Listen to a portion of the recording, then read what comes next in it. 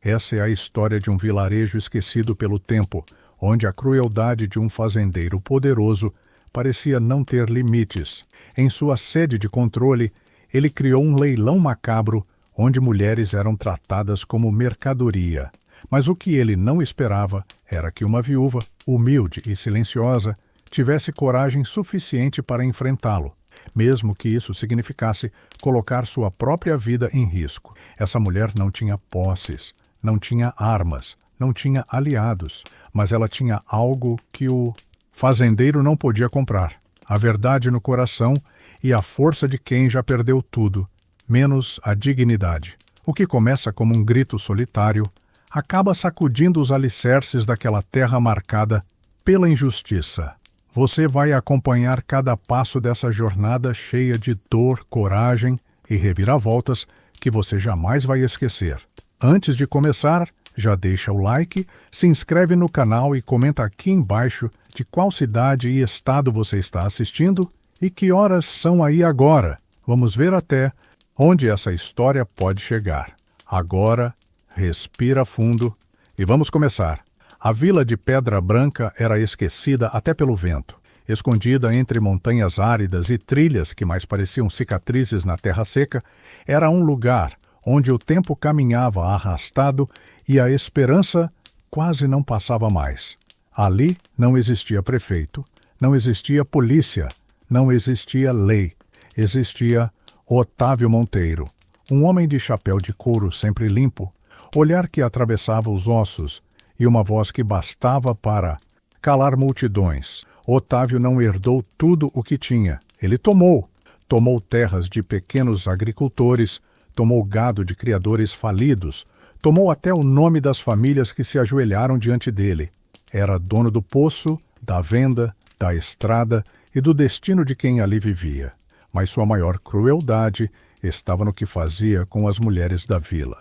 Sob o disfarce de um evento chamado Leilão Solidário, Otávio promovia encontros mensais em um galpão velho da sua fazenda, onde as famílias, miseráveis e sem saída, levavam suas filhas, irmãs ou esposas para serem oferecidas em troca de comida, remédios ou até mesmo perdão de dívidas. Diziam que era caridade, que era ajuda, que era trabalho. Mas todo mundo sabia. Era venda, era tráfico, era a destruição completa de qualquer dignidade que ainda restasse àquelas mulheres. Elas eram exibidas com vestidos limpos, penteadas, algumas até maquiadas, como se isso apagasse os olhos de pavor. Os homens sentavam nas cadeiras tortas, de madeira, coçando os bolsos, cochichando entre si. Otávio comandava tudo com um sorriso enjoado e um caderno preto onde anotava os nomes e os valores. As famílias ficavam em pé, assistindo suas filhas serem levadas por estranhos, tentando se convencer de que era pelo bem delas, e às vezes era mesmo, porque pior do que ir era ficar. E foi num desses leilões que os olhos de Clara estavam atentos, no fundo do salão, como sempre, silenciosa, observadora, imóvel como uma sombra. Clara era uma viúva. Morava na beira da mata, em uma casa de barro e telhas rachadas. Poucos sabiam seu nome, menos ainda sabiam seu passado. Mas ela sabia muito. Sabia sobre as filhas que nunca voltaram. Sabia sobre o que acontecia nas fazendas de Otávio. Sabia porque já tinha visto tudo de perto, embora nunca tenha dito uma palavra. O marido de Clara, Ernesto, tinha sido um dos primeiros a cair nas mãos de Otávio. Era um homem bom, trabalhador, que se recusava a vender a pequena roça que tinham herdado do pai dele. Quando a seca veio e a colheita fracassou, Otávio apareceu com seu sorriso e sua proposta: comida e sementes em troca de um papel assinado. Ernesto, na fome, assinou. E nunca mais teve paz.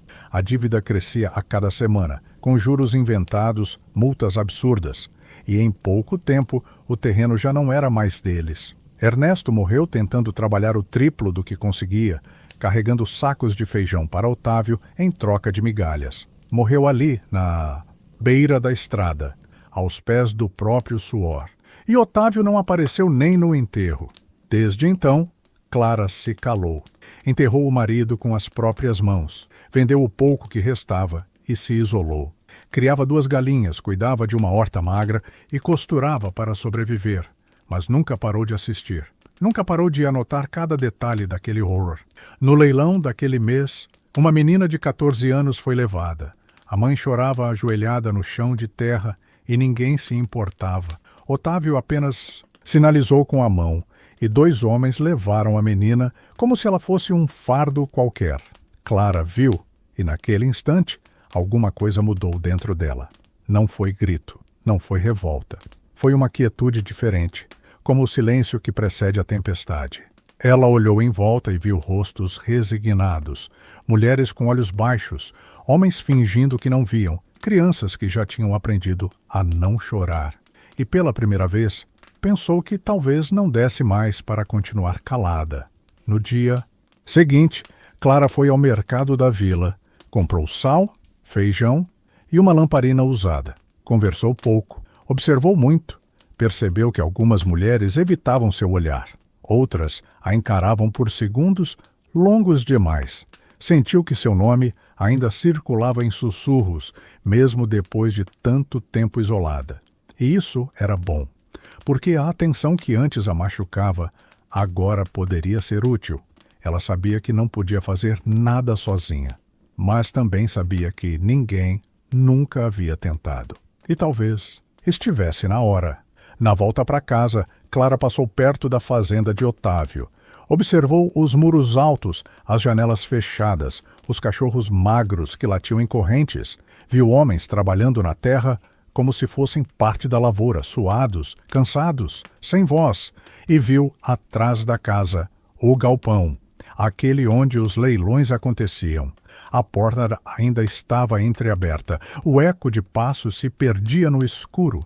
E ali, Clara teve um vislumbre do que precisava fazer. Voltou para casa e acendeu a lamparina.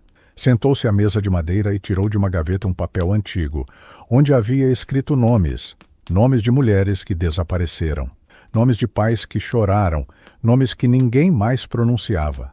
Passou os dedos por cima de cada linha, como se tocasse feridas. E no fim, acrescentou mais um, o da menina levada no leilão daquele dia. Clara não era uma mulher de armas, não era jovem, não era forte, não era influente, mas era atenta, era persistente e já tinha perdido tudo. A partir daquele momento, não tinha mais nada a temer. Na manhã seguinte, foi até a igreja abandonada no alto da colina. Subiu os degraus com dificuldade, mas com determinação. Dentro, encontrou o que restava dos bancos e do altar. Sentou-se no escuro e esperou. Até que uma silhueta apareceu. Era Lucinda, mulher que tinha perdido 2 filhas para o leilão. Ninguém nunca soube o que houve com elas, mas Clara sabia que Lucinda nunca mais foi a mesma. As 2 se encararam por um tempo e foi Clara quem falou primeiro. Eu quero acabar com isso. Lucinda não respondeu de imediato. Sentou ao lado dela e quando finalmente falou, sua voz era como o ranger de uma porta velha, mais firme. Então vai ter que ser agora, antes que levem todas. Era um começo. O plano ainda não existia. A força ainda era pouca, mas algo tinha mudado. No escuro daquela igreja esquecida, 2 mulheres feridas selaram um pacto silencioso, e aquilo seria mais forte que qualquer arma. Otávio, entanto, continuava no comando, e já preparava o próximo leilão, um leilão especial, com meninas vindas de outras vilas, prometidas por pais desesperados em troca de um saco de arroz. A notícia se espalhava como fumaça, mas ninguém fazia nada. Só observavam. E é justamente no silêncio que a coragem começa a gritar. Clara voltaria ao galpão, mas dessa vez não para assistir. Ela ia para plantar a semente da desobediência. E o vilarejo de Pedra Branca, tão acostumado ao medo, nem imaginava que a mulher viúva e calada estava prestes a se tornar o nome mais temido por Otávio Monteiro. O sol queimava alto no céu, lançando sombras duras sobre a vila de Pedra Branca. Era dia de leilão. As pessoas sabiam disso não pelos sinos, mas pelo silêncio pesado que caía sobre as casas. Mulheres se trancavam, Homens fingiam ocupação e crianças eram mantidas longe das janelas. Só os que já tinham perdido tudo caminhavam até o galpão da fazenda Monteiro. E entre eles, Clara. Ela estava ali de novo, imóvel no canto mais escuro do recinto. Era sua forma de ver sem ser vista. Sabia que Otávio a notava, mas não se importava. Talvez achasse que ela era só mais uma velha sem forças, consumida pelo luto. Mas naquele dia, algo estava diferente. A movimentação era maior do que o habitual. Otávio organizava o leilão com um brilho doentio nos olhos. Dissera que aquela edição era especial, com mulheres de outras vilas. Tinha conseguido 3 moças novas trazidas por um grupo de homens de confiança. Uma delas chamava a atenção por ser visivelmente mais jovem, não devia ter mais que 15 anos. Usava um vestido azul claro, rasgado na barra, os cabelos presos às pressas e nos olhos um desespero que nem o tempo conseguiria apagar. Clara prendeu a respiração quando viu os homens empurrando a garota para o centro. Ela não andava, era arrastada. Tentava se soltar, mas os braços fracos mal reagiam. Gritava por alguém. Um nome que Clara não conseguiu entender. O povo fingia não ouvir. Otávio, com um sorriso envernizado, apenas disse alto: "Essa aqui é para quem tem coragem, forte, novinha e com muito futuro pela frente." Houve murmúrios, risos baixos. Um homem de paletó suado fez um lance. Outro levantou a mão. E enquanto a menina chorava e se debatia, Clara sentiu o sangue ferver de um jeito que não sentia há anos. Foi então que vieram os estilhaços do passado.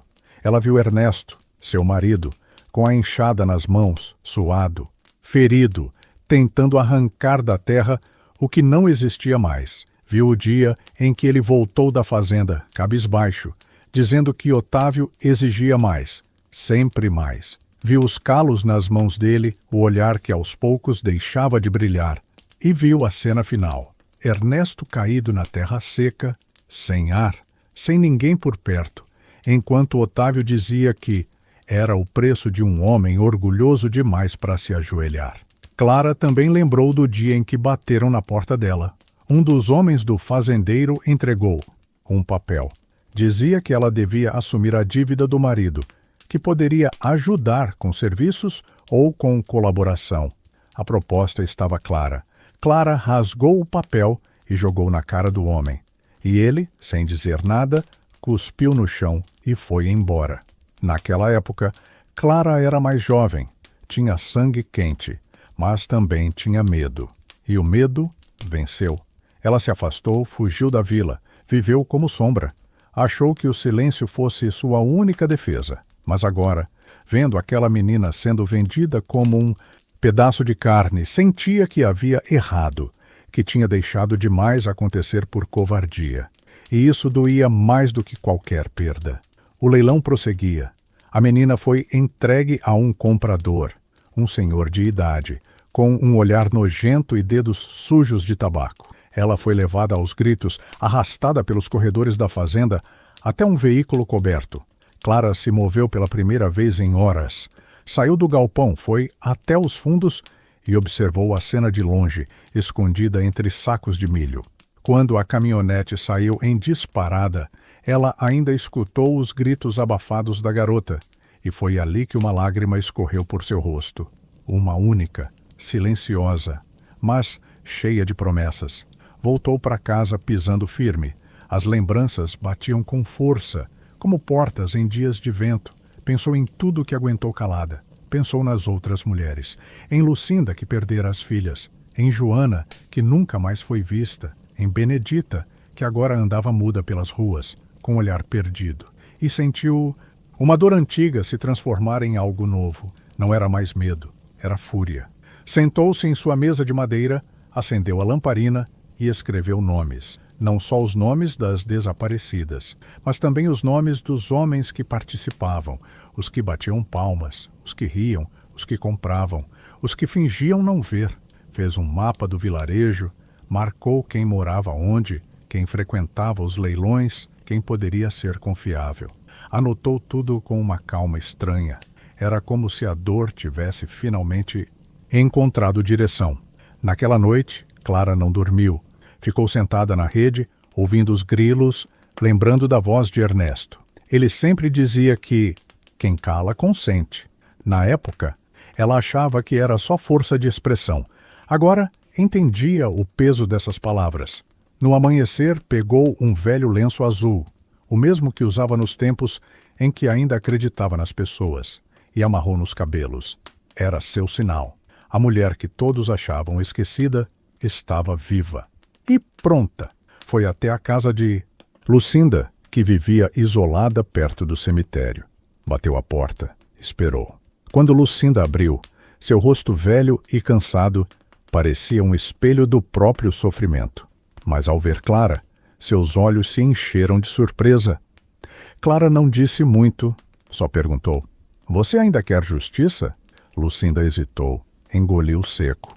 Olhou para os lados como se temesse que até as paredes tivessem ouvidos. Depois assentiu devagar. Clara entrou, sentou e contou o que viu. Falou do que lembrava, do plano que começava a nascer. Não era rebelião ainda, era só revolta. Mas já era mais do que qualquer outra havia tentado. Nos dias seguintes, Clara começou a caminhar mais pela vila. Ia à venda, à igreja abandonada, ao poço. Sempre com passos lentos, mas olhos vivos. Falava pouco, mas deixava bilhetes. Às vezes, um botão azul dentro de uma caixa de fósforos. Outras, um retalho de pano com a letra C bordada. Quem recebia, sabia. Era um chamado. Nem todas respondiam. Algumas rasgavam os bilhetes. Outras denunciavam. Mas algumas apareciam timidamente, nas noites de lua nova, na clareira perto da árvore grande. Lá, Clara contava o que sabia, perguntava o que elas sabiam, e juntas costuravam um quebra-cabeça de horrores. O medo ainda era maior que a coragem, as vozes ainda tremiam, mas já havia algo no ar, uma espécie de energia, como o cheiro da chuva antes da primeira gota. Otávio, por sua vez, começava a desconfiar. Percebia olhares estranhos, cochichos, bilhetes rasgados no chão. Mandou seus homens interrogarem alguns vizinhos. Um deles foi até a porta de Clara, mas ela, com o rosto sereno, ofereceu café e disse que só falava com Deus. O capanga riu e foi embora, achando que ela estava ficando louca. E era isso que Clara queria, ser subestimada. Naquela mesma semana, o fazendeiro anunciou o próximo leilão. Disse que seria o maior até então. Tinha conseguido mercadoria nova, de vilas mais distantes. O povo não reagiu, pelo menos não por fora.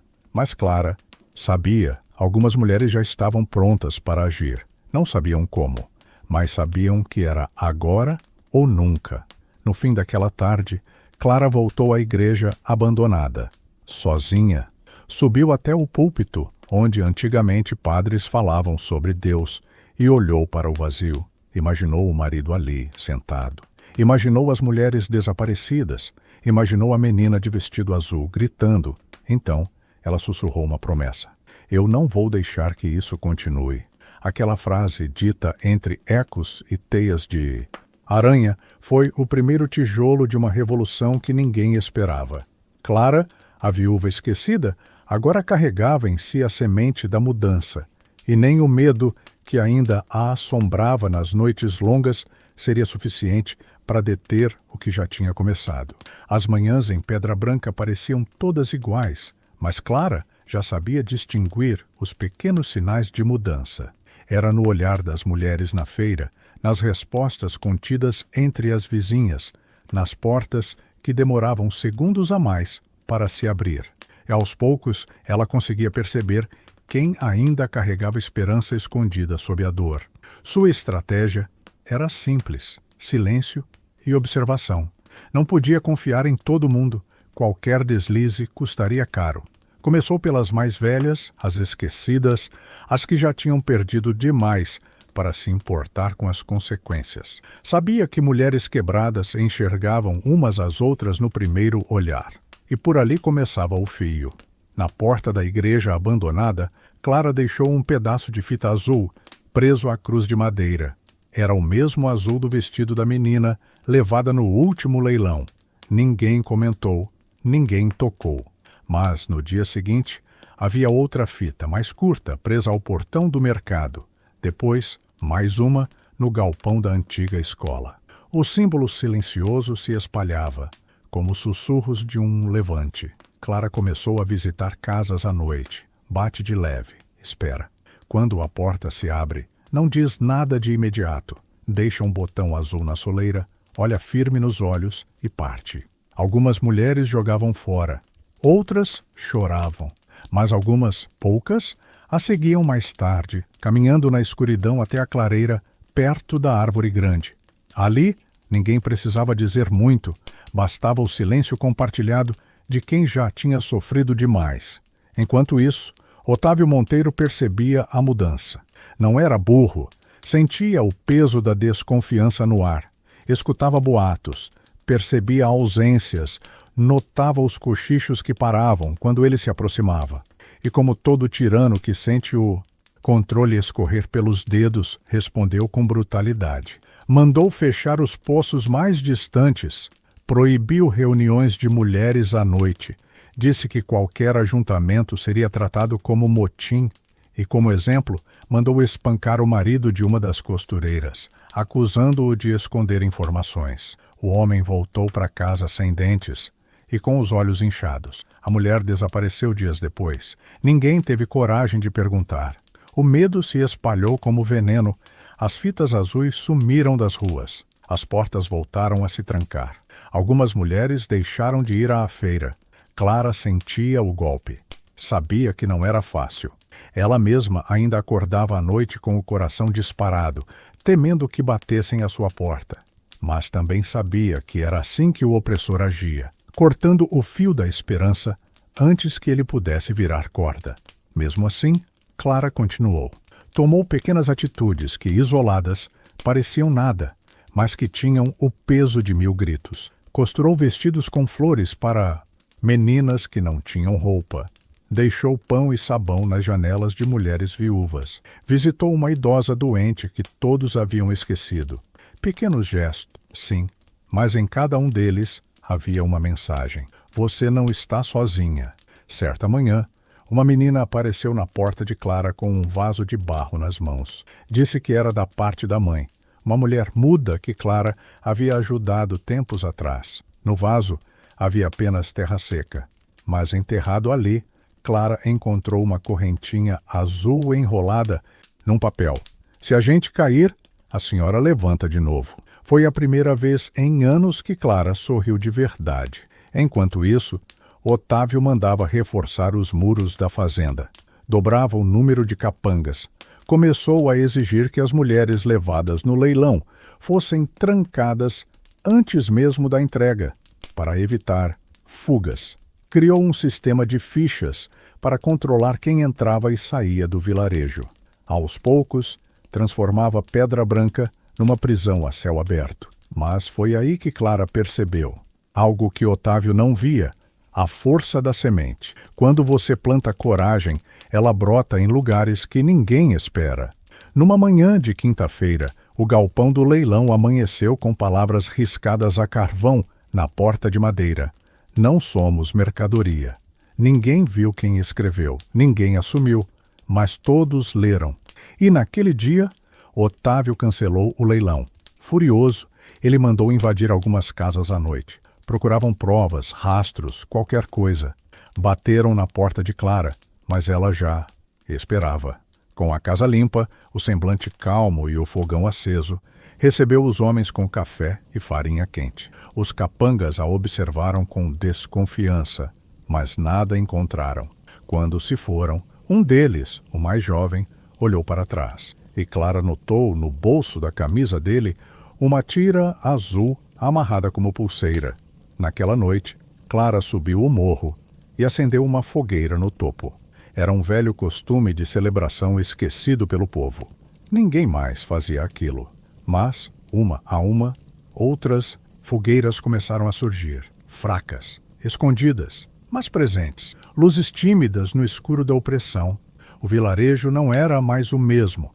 Mesmo com o cerco, com as ameaças, com os olhares, havia algo vibrando por dentro daquelas mulheres, a certeza de que não estavam mais sozinhas No fim daquela semana, uma mulher apareceu na porta de Clara, carregando um caderno. Era um antigo registro da escola onde trabalhou anos antes. Ali estavam os nomes de dezenas de alunas, algumas vivas, outras desaparecidas. A mulher entregou sem dizer nada, apenas segurando firme, com os olhos cheios. Clara entendeu. Aquilo era mais do que uma lista. Era um memorial, uma promessa. Otávio, ciente de que algo maior se movia por baixo de seus pés, mandou chamar reforços. Disse que haveria uma nova regra. Nenhuma mulher poderia sair do vilarejo sem autorização. Usava o argumento da segurança, mas todos sabiam o que era: controle. Clara, no entanto, já tinha outros planos. Começava a escrever cartas, algumas para autoridades distantes, outras para vilarejos vizinhos. Usava códigos simples, palavras cifradas, remetentes falsos, mas cada carta levava a mesma essência: denúncia e um pedido de ajuda.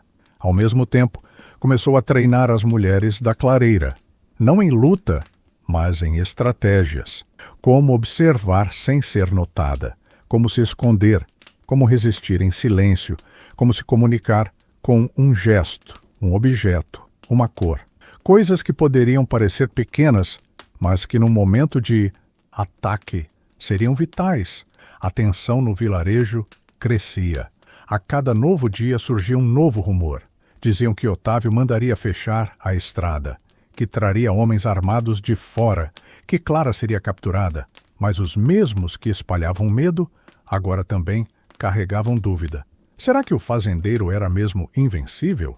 Certa tarde, uma mulher chamada Maria, conhecida por nunca falar com ninguém, apareceu na feira com uma saia azul clara e um colar de fuxico. Era o suficiente.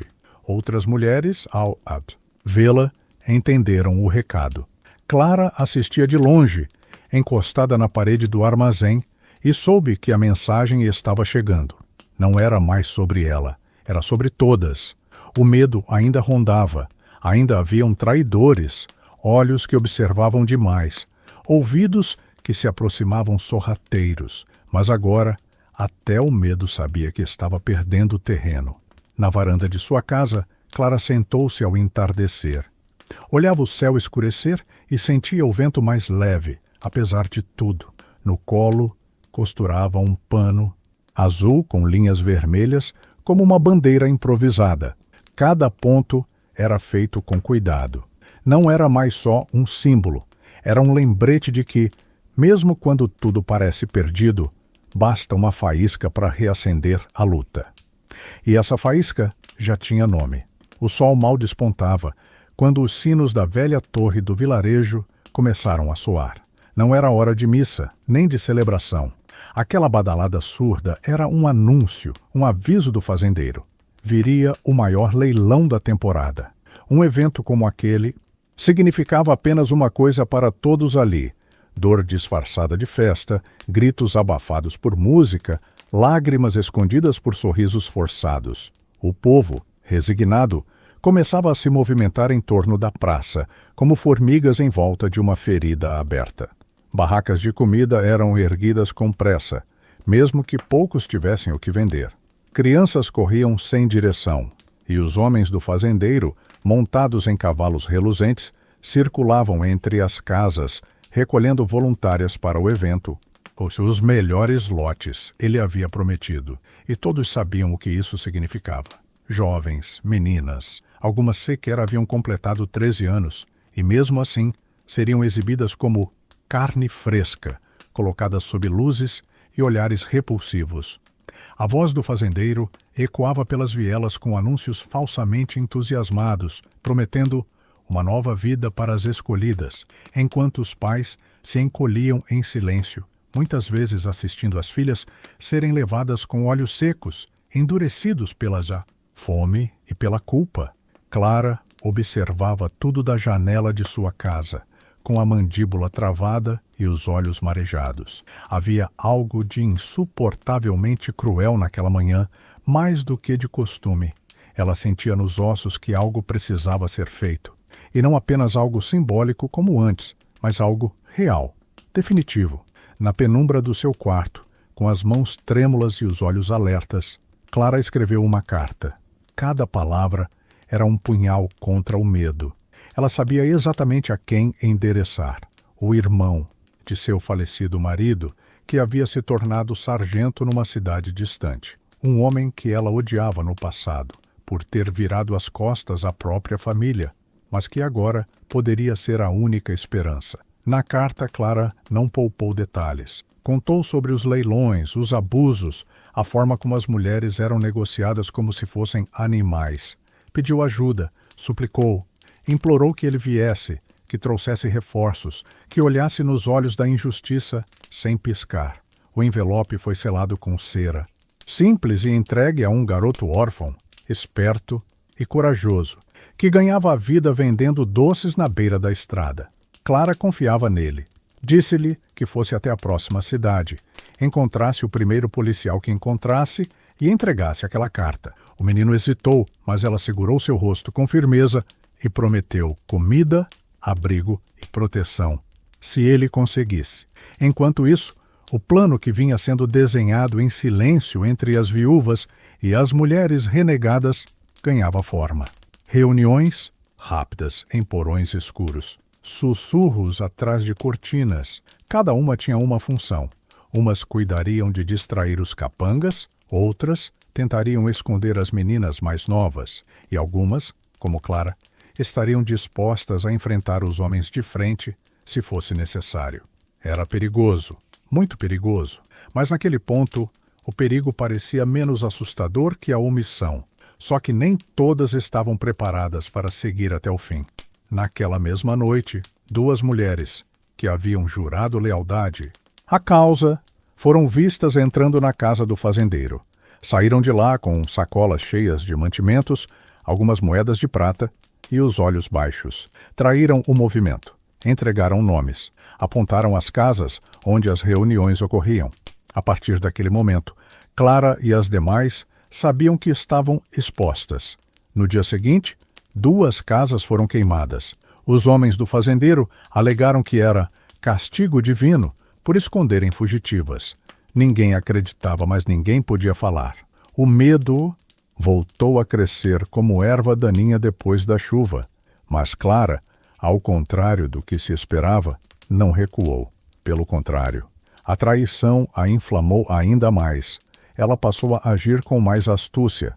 Usava códigos simples em pequenos bilhetes escondidos, em pães ou amarrados sob as saias. Reuniões agora aconteciam em movimento.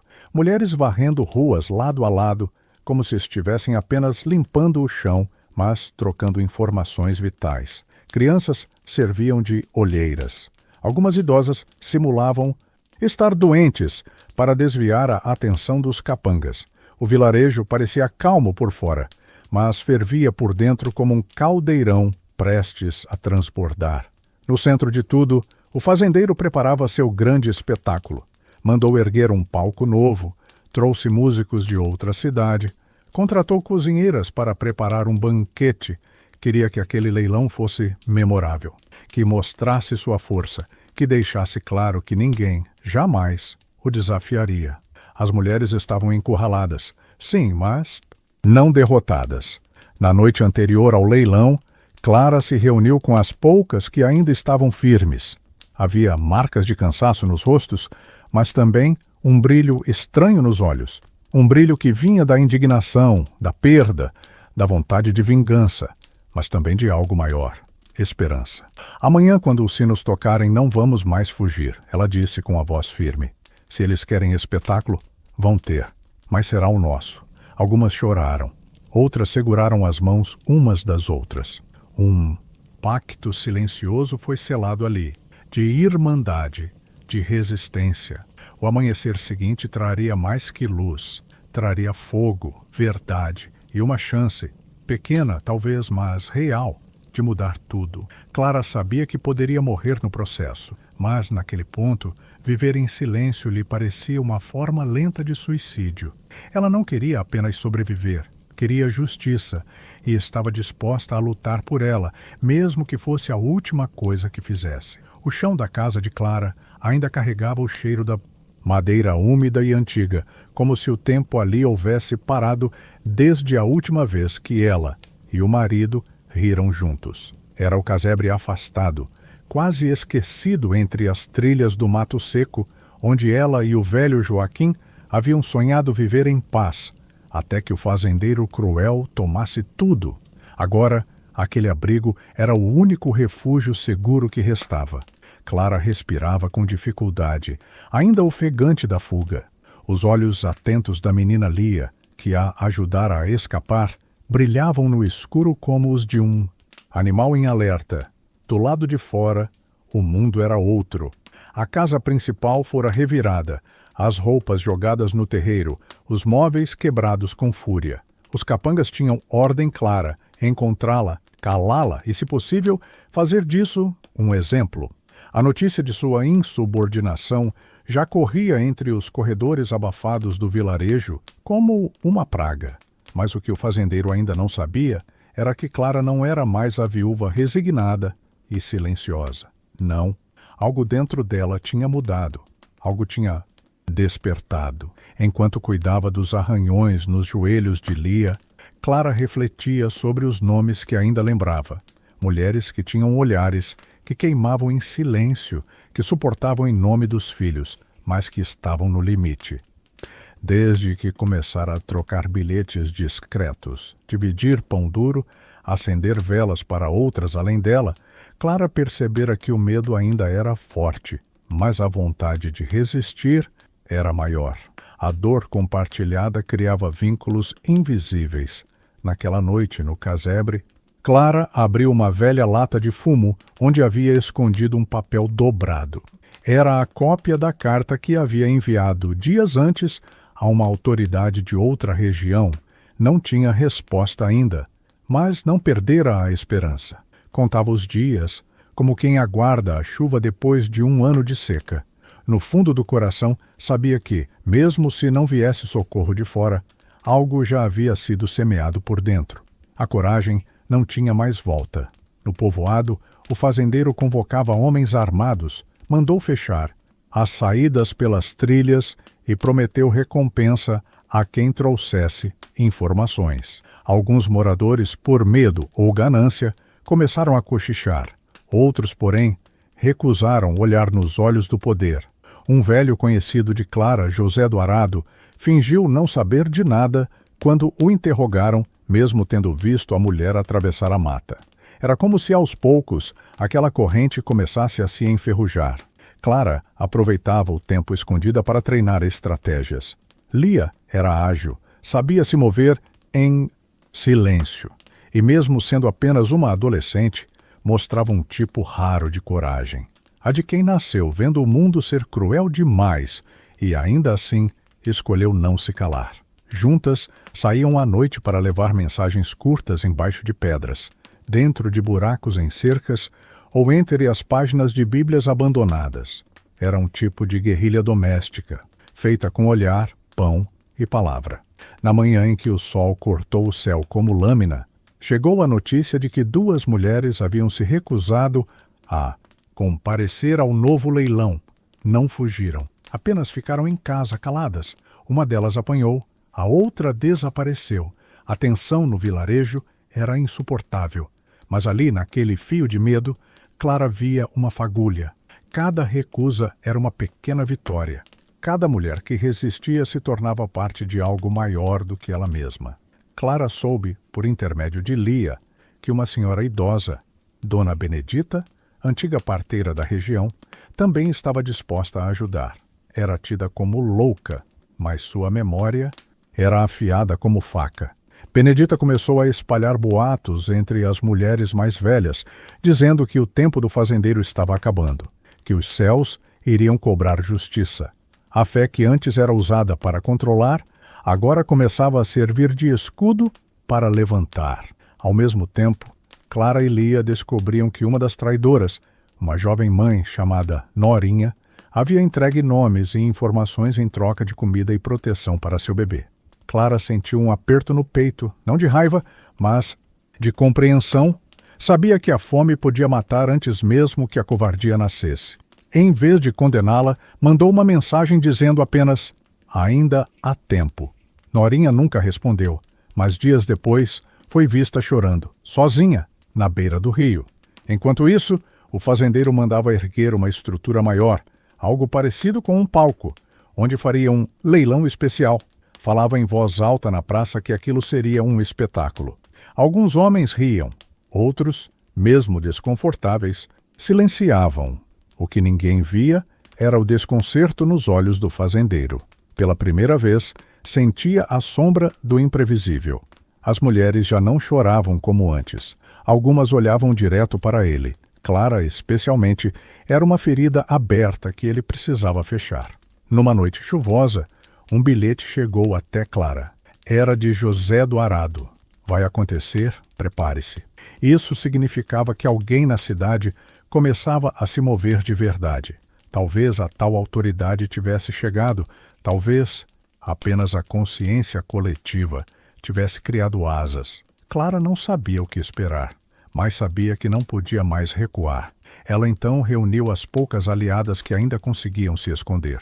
Dona Benedita, Lia, uma mulher muda que havia escapado de um leilão, e uma ex-empregada do fazendeiro que conhecia os caminhos dos fundos da fazenda. Elas formaram um plano, simples, direto, perigoso, e esperariam o momento certo para agir. Na véspera do grande leilão, Clara passou a noite em silêncio, sentada na antiga cadeira do marido. Olhava o retrato envelhecido na parede. Pela primeira vez em anos, sentiu orgulho de si mesma. Sabia que o medo ainda existia, mas havia algo muito maior no peito agora. Algo que nenhuma arma ou capanga conseguiria arrancar. A certeza de que, mesmo que caísse, não cairia calada. O dia amanheceu com cheiro de terra molhada e expectativa no ar. As ruas estavam vazias demais, os rostos tensos demais. As mulheres pareciam andar com mais firmeza, como se carregassem pedras invisíveis nos bolsos. E no casebre, Clara apertava a mão de Lia. As duas estavam prontas. A escuridão envolvia o vilarejo como um véu espesso de silêncio. As janelas se fechavam mais cedo, as luzes eram mantidas apagadas e os passos contidos. Todos sabiam que havia algo no ar, algo prestes a romper. No coração daquela tensão, Clara e um pequeno grupo de mulheres preparavam o que seria o ato mais ousado de suas vidas. O celeiro ficava nos fundos da fazenda principal, afastado dos olhares e vigiado apenas por 2 homens durante a noite. Lá dentro, amontoavam-se as mulheres que seriam levadas ao grande leilão. Algumas estavam há dias sem comer, outras sem forças para gritar. Clara havia mapeado as rotas, estudado os turnos e escolhido a noite mais promissora. Levava nos olhos uma mistura de dor e fogo, uma urgência que não se via em ninguém desde a morte de seu marido. A travessia até o celeiro foi feita por trilhas escondidas.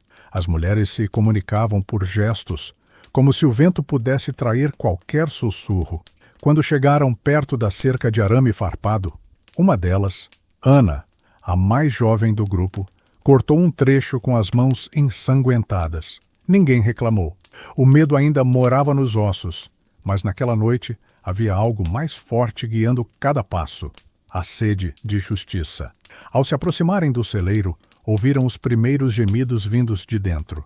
Eram vozes femininas, abafadas, sufocadas pelo medo e pelo cansaço. Clara, com as mãos tremendo, forçou a pequena porta dos fundos com uma chave que conseguira semanas antes, trocando um par de galinhas com um dos vaqueiros. Ao empurrar a madeira, o cheiro de suor, urina e desespero escapou como uma denúncia muda.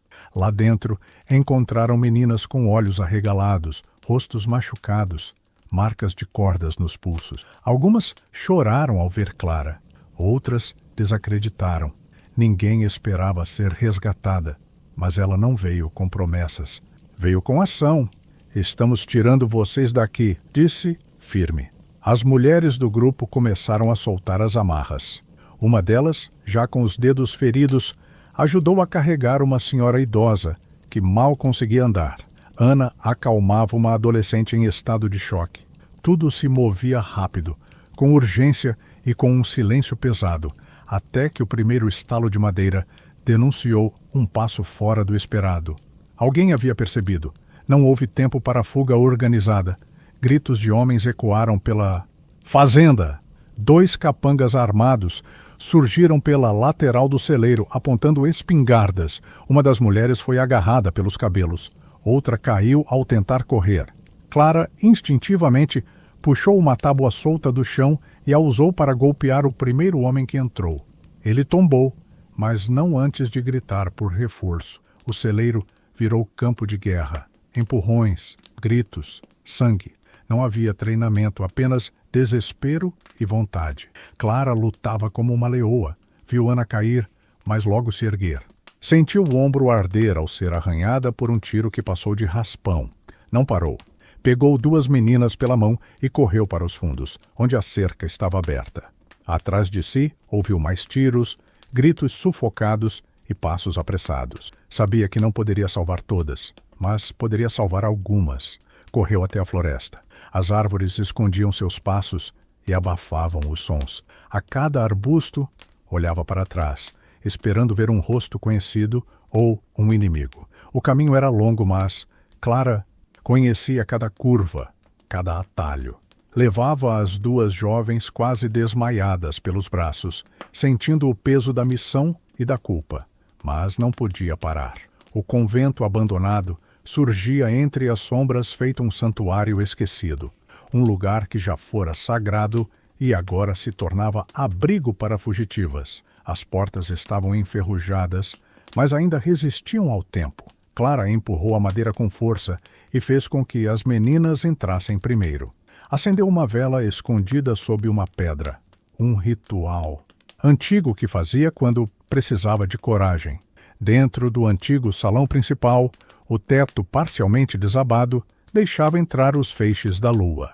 As paredes estavam cobertas de mofo, mas havia ali um eco de paz que contrastava com o mundo lá fora. Clara puxou um cobertor velho e envolveu as meninas. Uma delas chorava sem parar, a outra tremia. Ela não tinha palavras para consolar.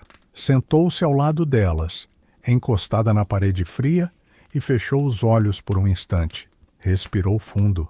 Sentiu o peito apertado, o corpo dolorido, o sangue quente escorrendo do ferimento no ombro. Mas havia algo dentro dela que nunca esteve tão vivo. No dia seguinte, mais mulheres chegaram ao convento. Umas sozinhas, outras carregando feridas ou lembranças piores que qualquer marca na pele. O grupo crescia, as histórias se multiplicavam. Cada mulher que chegava trazia o mesmo olhar, cansado, machucado, mas determinado. Clara soube ali que a semente tinha sido plantada, e mesmo que algumas tivessem sido capturadas novamente, mesmo que o fazendeiro tentasse apagar qualquer vestígio de resistência, algo já havia mudado. A chama já ardia e não havia água ou violência capaz de apagá-la. No convento, começaram a se reorganizar. Usaram trapos como curativos, restos de comida como sustento. Uma mulher que fora parteira cuidou das feridas. Outra, que fora professora, ensinava as mais jovens a escrever bilhetes codificados. Planejavam rotas, estudavam horários, escutavam rumores. Não tinham armas, mas tinham umas às outras. E tinham Clara, que agora se tornara mais do que uma viúva silenciosa. Era uma líder. Enquanto isso, o fazendeiro espalhava terror pelo vilarejo. Mandava capangas revistar casas, oferecia recompensas por informações, torturava quem fosse suspeito de ajudar as fugitivas. Espalhou medo com eficiência. Mas, em silêncio, o vilarejo também mudava. Alguns homens, antes cúmplices por conveniência, começavam a questionar. Crianças ouviam histórias de coragem, e o nome de Clara, antes quase esquecido, ecoava como um sussurro de esperança. O convento virou base. O caos do celeiro não foi o fim, foi o começo. E mesmo em meio ao medo, a perseguição e a dor, as mulheres sentiam algo novo: pertencimento. Sabiam que o caminho seria longo, que mais perdas viriam, mas já não estavam mais sozinhas. E Clara sentada no altar empoeirado daquele lugar esquecido, com as mãos ensanguentadas e os olhos firmes, sabia que o dia do acerto ainda estava por vir. O amanhecer no vilarejo chega envolto em tensão. Clara e o pequeno grupo de mulheres, agora abrigadas no antigo convento, passam as últimas horas costurando coragem e estratégias. O plano era claro: sabotar o leilão antes que ele começasse, libertar as mulheres aprisionadas e, se possível, deixar um rastro impossível de ser silenciado. O risco era total. A cada passo, sabiam que talvez não voltassem, mas algo novo habitava seus olhos. Não era mais só medo. Era uma fúria silenciosa, uma força que nasce quando tudo já foi tirado de alguém. Enquanto o fazendeiro se pavoneava diante dos seus convidados, figuras ricas vindas de longe, homens poderosos acostumados a comprar vidas como se escolhessem cavalos, Clara já estava dentro dos celeiros, agindo nas sombras. Algumas mulheres que fingiam submissão na noite anterior agora quebravam correntes, esvaziavam comedouros com drogas e abriam discretamente as trancas de dentro. Um simples olhar entre elas era suficiente. Chegou a hora. Do lado de fora, os capangas riam alto, confiantes na segurança armada, mas não estavam prontos para o que viria. Uma das mulheres libertas se aproximou sorrateira da área onde armazenavam a palha seca e o óleo de lamparina, e num movimento rápido iniciou um pequeno incêndio controlado. Em minutos, a fumaça se espalhava. O alarme foi dado. Os homens correram para conter o fogo, sem perceber que era uma distração. Era a brecha que Clara precisava. Com a fumaça como aliada, Clara e outras 4 mulheres se moveram até o centro do leilão, onde a primeira lote seria apresentado. Os gritos de uma menina amarrada ecoavam. E então, Clara surgiu, armada com uma espingarda velha que havia resgatado do esconderijo do marido. Não era apenas uma arma nas mãos, era a memória de tudo que foi perdido. Era um basta encarnado.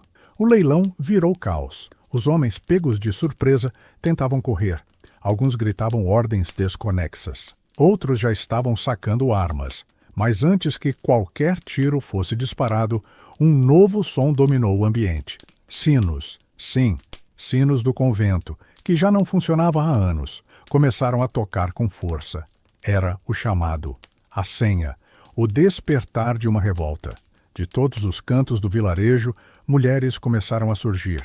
Não vinham com armas, vinham com paus, enxadas, pedras, panelas, e vinham gritando nomes das filhas levadas, das irmãs desaparecidas, das mães humilhadas. A multidão crescia.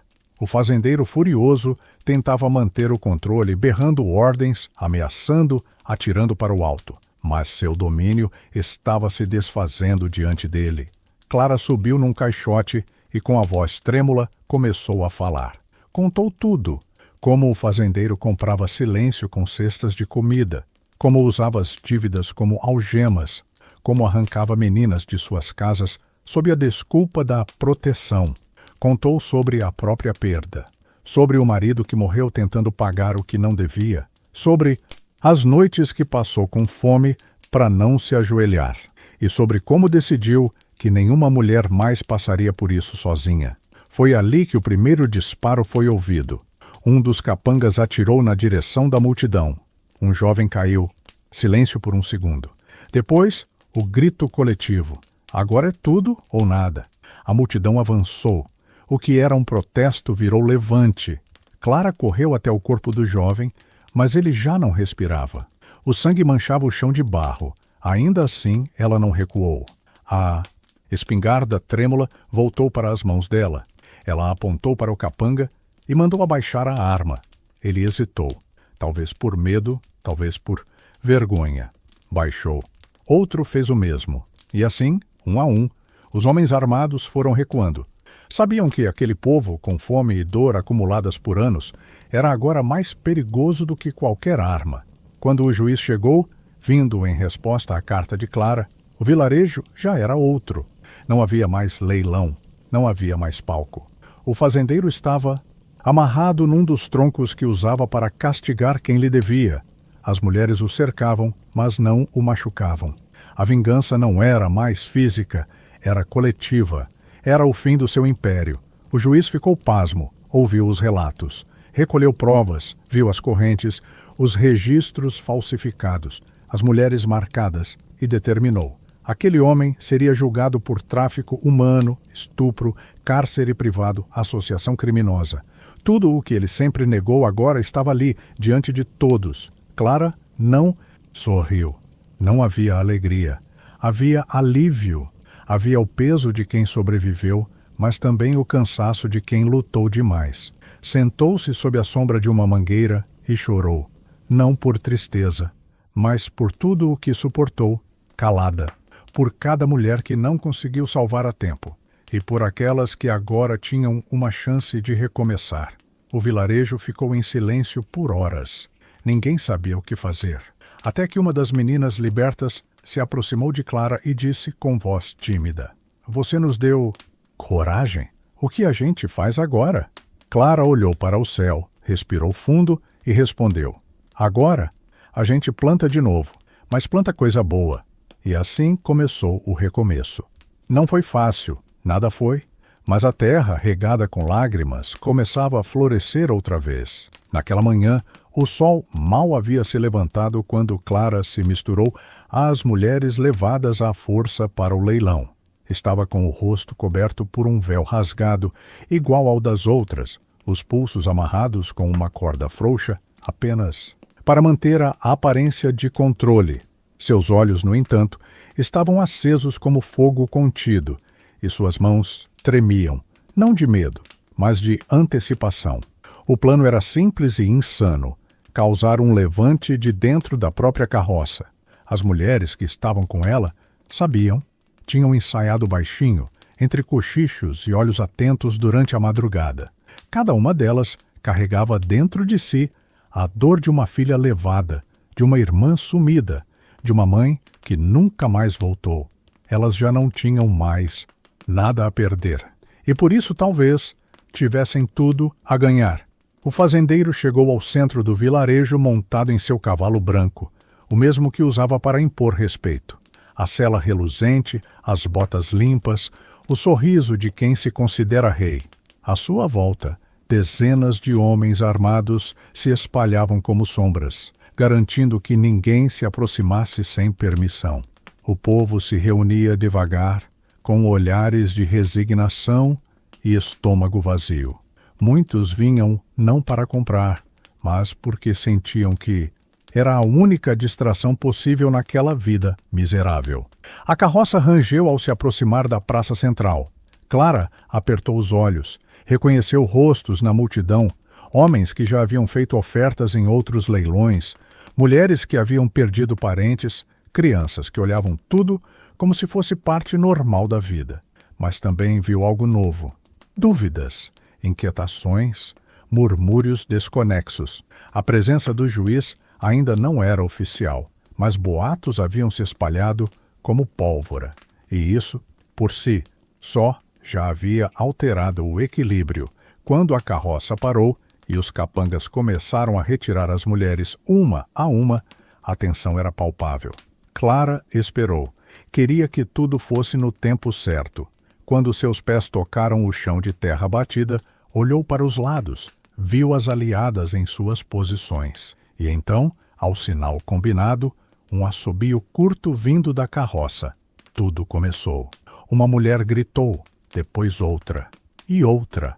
Os gritos não eram de desespero, mas de denúncia, frases ensaiadas, palavras que nunca tinham tido coragem de dizer em voz alta. Isso não é leilão, é escravidão. Ele vende nossas filhas como se fossem animais. Esse homem destruiu nossas famílias. Esse homem lucra com o nosso sofrimento. O povo ficou em choque. Parte ficou paralisada. Parte tentou silenciar os gritos, mas eles vinham de todos os cantos agora. Das mulheres da carroça, das que assistiam de longe, de algumas que nunca haviam ousado falar. O fazendeiro, do alto do cavalo, empalideceu, gritou ordens, mandou que silenciassem as vozes. mas já era tarde. Um velho se aproximou da carroça com passos lentos e olhos marejados. Reconheceu entre as mulheres sua neta, dada como morta meses antes. Depois outro homem reconheceu a filha, desaparecida. E mais um e mais outro. Em segundos, uma parte dos homens, que antes apenas assistiam em silêncio, começou a gritar também. Agora contra o fazendeiro. Contra seus homens, a multidão virava uma onda imprevisível. Capangas sacaram armas. Outros tentaram conter a população à força. Mas era como tentar segurar o vento com as mãos. A raiva contida durante anos se espalhava como uma tempestade. Pedras foram lançadas, barris derrubados, gritos ecoavam entre os casebres, mulheres corriam para se libertar das amarras. E no meio do caos, Clara se mantinha firme, como se fosse a raiz de tudo aquilo. E então, em meio à fumaça que já começava a subir de uma carroça em chamas, uma nova figura apareceu ao longe, um cavalo preto, seguido de outros, homens com brasões no peito e rostos sérios. O juiz da capital havia chegado. Trazia consigo uma pequena escolta oficial, além de um escriba e 2 soldados, que pareciam mais curiosos que preparados. A presença dele foi como um raio cortando a tempestade. O povo se virou, o fazendeiro empalideceu de novo, mas tentou manter a postura. O juiz desceu do cavalo, ajeitou os óculos com delicadeza e caminhou até o centro da praça. O barulho foi cessando aos poucos, como se a autoridade dele fosse invisível, mas real. Clara o observava de longe, ainda entre as mulheres. Respirava com dificuldade, mas não tirava os olhos da cena. Fui informado, disse o juiz em voz firme, de que crimes graves vinham sendo cometidos nesta vila. Preciso ouvir testemunhas. O fazendeiro tentou rir. Disse que tudo era mentira, que estavam tentando manchar sua honra, que aquelas mulheres eram ingratas, loucas, histéricas. Tentou impor sua narrativa com a voz elevada de sempre, mas agora já não era ouvido da mesma forma. Uma mulher foi levada até o juiz, e outra, e mais outra. Todas falavam, todas apontavam. Uma delas carregava documentos com nomes, datas, até recibos assinados. A carta de Clara havia sido lida com atenção, e havia sido suficiente para levantar suspeitas reais. Clara, mesmo escondida, sabia que aquela era a hora. Deu um passo à frente, caminhou até o juiz. Estava suja, exausta, os olhos marcados pela dor. Mas quando falou, sua voz cortou o ar como uma lâmina. Ele tirou meu marido, tirou nossas filhas, fez do sofrimento um negócio, e agora tenta nos calar com medo. O juiz não disse nada por um instante, apenas fitou o fazendeiro. Depois virou-se para o escriba e ordenou que anotasse tudo, que abrisse um inquérito imediato, que todos os envolvidos fossem detidos para investigação, inclusive o próprio fazendeiro. Esse último detalhe caiu como uma bomba. O fazendeiro tentou fugir. Montou no cavalo, mas o povo não permitiu. Homens e mulheres o cercaram, tomaram-lhe as rédeas, gritaram, exigiram justiça. Ele foi tirado à força e algemado por um dos soldados. A praça, minutos antes tomada pelo horror, agora era preenchida por lágrimas e aplausos. Não era o fim. Ainda havia muito a ser feito, mas era o começo. O primeiro dia em que a voz de uma viúva fez tremer um império inteiro, de medo e silêncio. O sol mal iluminava o vilarejo quando a notícia se espalhou. O fazendeiro estava preso, não pela polícia, ainda não, mas pelos próprios moradores, que não suportavam mais a tirania silenciosa que governava suas vidas. Ele tentara fugir, montando apressado no cavalo branco, a mesma montaria que o acompanhava nos dias de glória e crueldade. Mas a multidão, antes mansa e calada, agora se movia com um ímpeto feroz. Homens, mulheres e até crianças bloquearam sua passagem, tomando as rédeas com mãos firmes e olhos ardentes. Foi capturado, algemado, com correntes improvisadas e levado para o centro da praça, onde antes realizava seus leilões sombrios. Enquanto isso, policiais e autoridades começaram a chegar. O juiz que respondera à carta de Clara comandava a investigação com mão firme. Foi uma devassa que abalou a estrutura do vilarejo e da fazenda. Foram encontradas valas comuns escondidas na mata, covas rasas onde haviam sido enterradas mulheres que haviam tentado fugir ou resistir. Algumas ainda carregavam sinais claros de violência. O cheiro pútrido e o silêncio mórbido contaminavam o ar, deixando claro que a crueldade do fazendeiro ultrapassava o que se imaginava. Entre os documentos recolhidos nos escritórios da fazenda, a polícia encontrou registros chocantes, planilhas antigas onde cada mulher era listada como mercadoria, com preços, datas de entrega e valores, nomes riscados, anotados, negociados como se fossem cabeças de gado, fotografias amareladas onde meninas novas, assustadas, apareciam ao lado do homem que agora estava algemado, humilhado, no meio da praça. Clara estava entre aqueles que foram chamados para depor. Nunca imaginara que sua voz, antes calada pela dor e pelo medo, seria ouvida com tanta atenção e respeito. As mulheres que a acompanhavam no depoimento a olhavam como uma rainha, não porque ela buscava poder, mas porque havia se tornado a esperança daquelas que não tinham mais nada.